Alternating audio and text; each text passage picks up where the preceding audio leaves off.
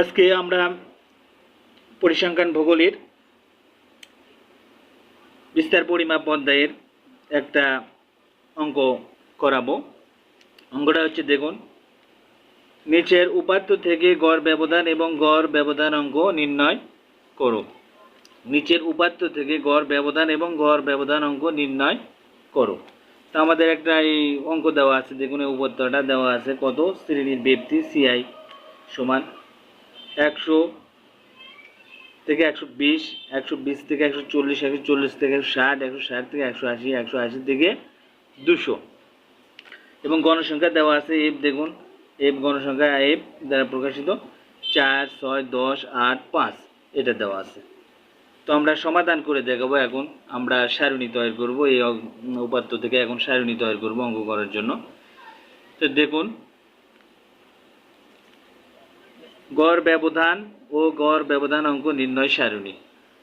গড় ব্যবধান ও গড় ব্যবধান অঙ্ক নির্ণয় সারণী।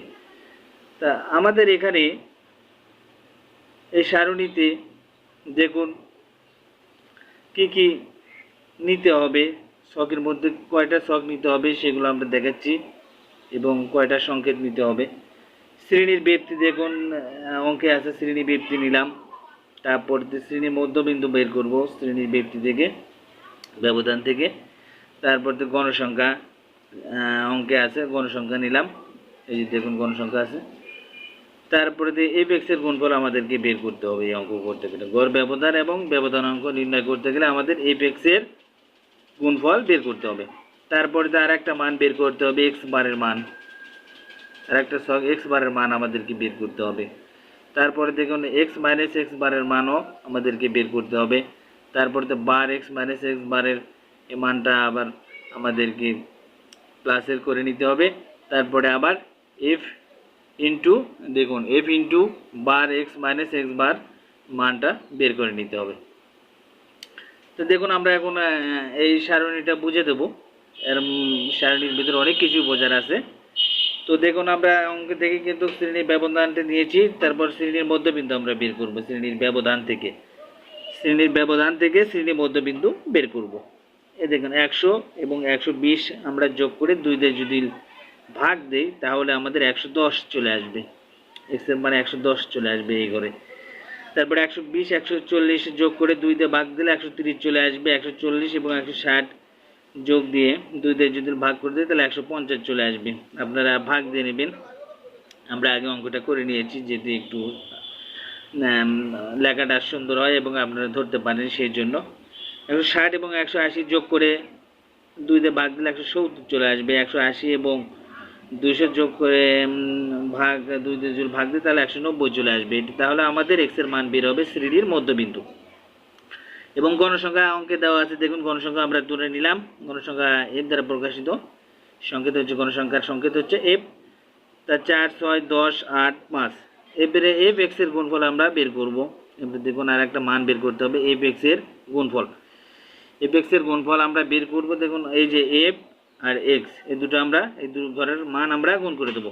তাহলে 110 আর 4 গুণ করলে আমাদের 440, 130 আর 6 গুণ করলে আমাদের 780, 150 আর 10 গুণ করলে আমাদের আসবে হচ্ছে 1500। দেখুন 170 আর 8 গুণ করলে আমাদের 1360 চলে আসবে।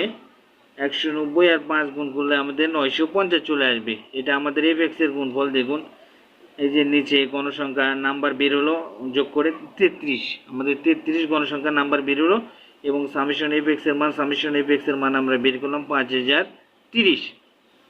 5030 আমরা সামেশন এফ এক্স এর মান 5030 বের করলাম।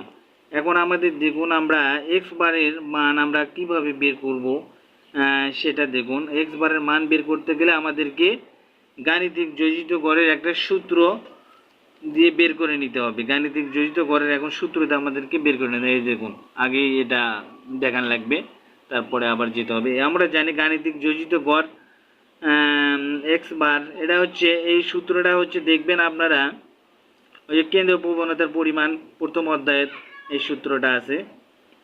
গাণিতিক যোজিত গড়ের সূত্র এক্স বার সমান এক্স বারের মান আমাদেরকে বের করে নিতে হবে summation F x divided N. এখানে সামেশন এফ এক্স এর মান আমরা কত বের করলাম, দেখুন এই যে 5030 বের করলাম। তারপর তো এন এর মান এই যে 33। এখন এটা বসে দেবো, মানটা বসে দেবো। সামেশন এফ এক্স এর মান 5030 ভাগ 33। তাহলে 5333কে ভাগ দিলে 33 দেয়, তাহলে আমাদের 152.42 বের হয়ে আসবে। এটা এক্স বারের মান, এই যে এক্স বারের মান আমরা বের করলাম।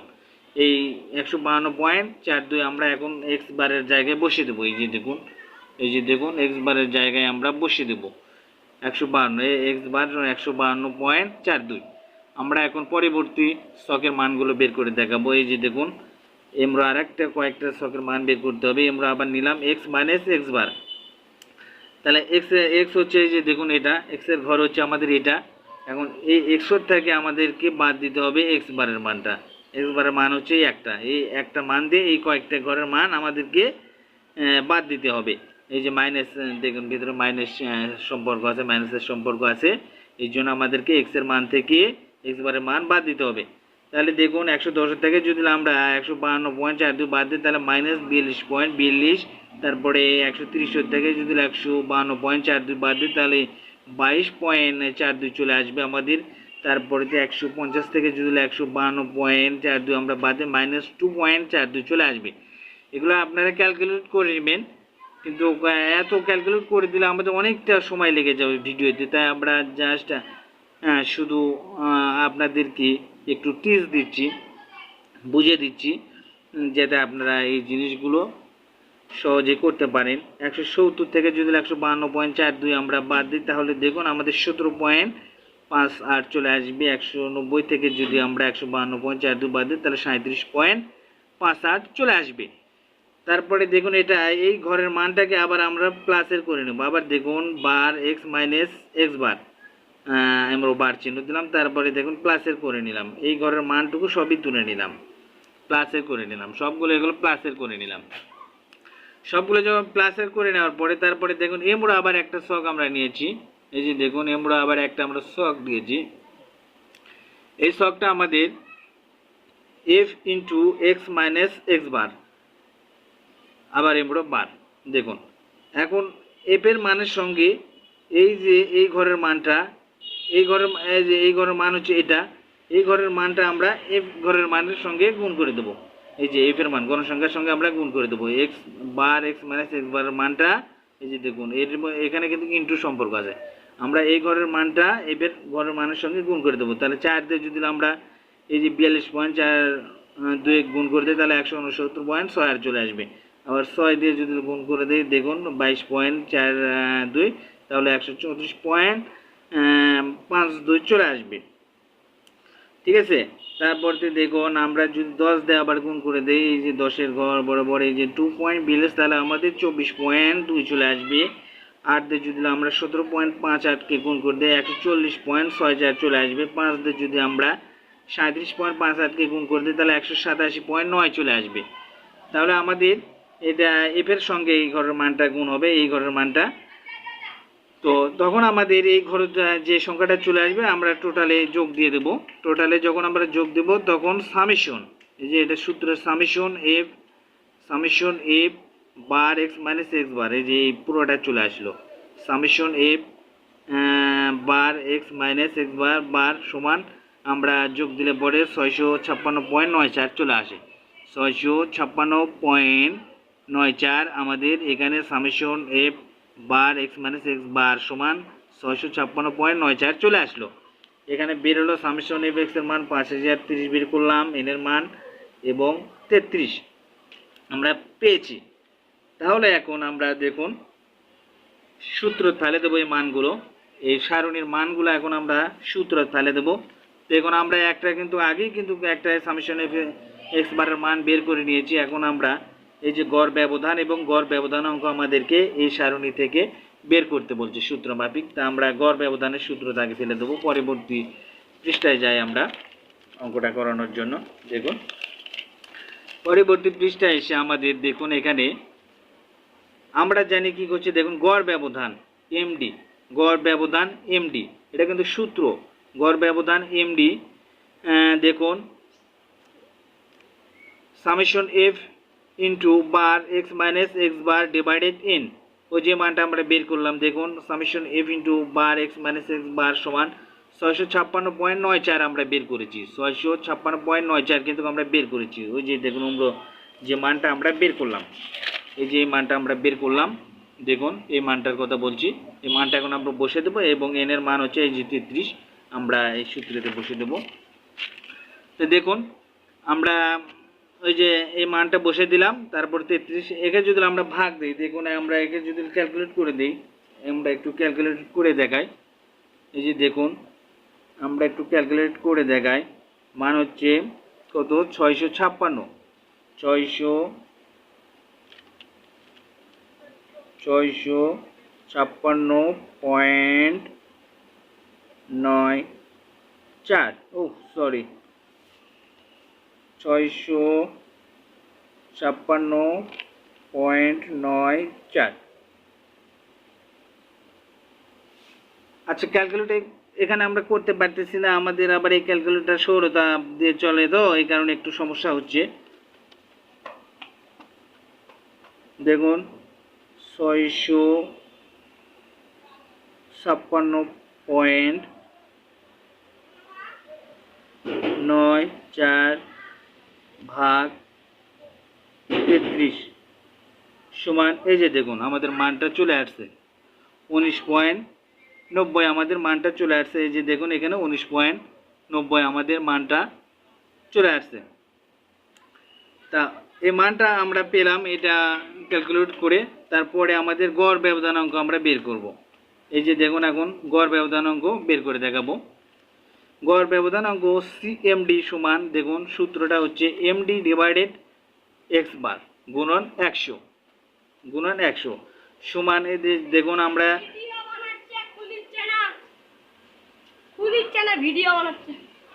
এমডি সমান, দেখুন এমডির মান আমরা কত বের করেছি, এই যে দেখুন এমডির মান আমরা বের করেছি।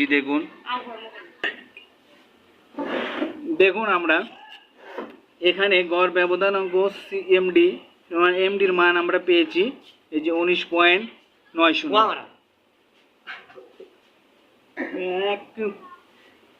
গুণন, তারপরে দেখুন এখানে গুণন 100, এক্স বারের মান আমরা পেয়েছি এমরো। দেখুন এক্স বারের মান আমরা কত বের করেছি এর আগে, এই যে দেখুন এক্স বারের মান আমরা 152.42, এটা এক্স বারের মান আমরা পেয়েছি। এক্স বারের মানটা আমরা এখানে বসে দেব। ব্যবধান অঙ্ক বের করতে গেলে আমাদের এক্স বারের মানটা বের করে দিতে হবে। আর যারা এই ভিডিওটা দেখছেন অবশ্যই এক্স দেখবেন। তা এক্স বারের মানটা আমাদেরকে দেখুন এখন এই 19.90কে যদি আমরা 152.42 দিয়ে ভাগ দিই, তাহলে আমাদের দেখুন আমরা 100 আছে, 100তে আমরা এই সংখ্যাটাকে গুণ দিয়ে নেব। 19.90কে গুণ দিলে আমাদের 1990 চলে আসবে। তখন আমরা এই 152.42কে দেখুন 152.42 দিয়ে 1990কে ভাগ দেব। দেখুন ভাগ দিলে আমাদের এখন কত চলে আসে আমরা সেটা দেখাবো। এই যে দেখুন আমরা যদি 1990 ভাগ আমাদের 152.42 দিয়ে যদি 1990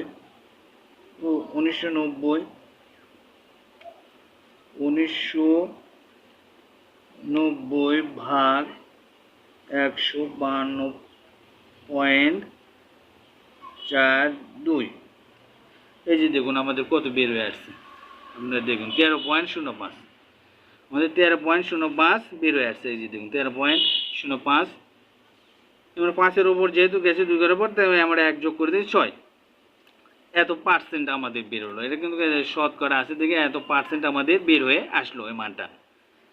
তো দেখুন এখানে অতএব নির্ণয় গড় ব্যবধান আমাদের কত বের হলো 19.90 এবং নির্ণয় ব্যবধান অঙ্ক বের হলো 13.06%। এটাই আমাদের এই অঙ্কের উত্তর। তো আজকের মতো এই পর্যন্ত আমাদের ভিডিওটা। তো আমাদের অঙ্কগুলো দেখার পরে আপনারা আমাদের চ্যানেলটি বিডি এডুকেশনাল টিপ চ্যানেলটি সাবস্ক্রাইব করবেন এবং শেয়ার করে আমাদেরকে সহযোগিতা করবেন ভিডিওগুলো অন্যদের কাছে পৌঁছে দেওয়ার জন্য। আসসালামু আলাইকুম।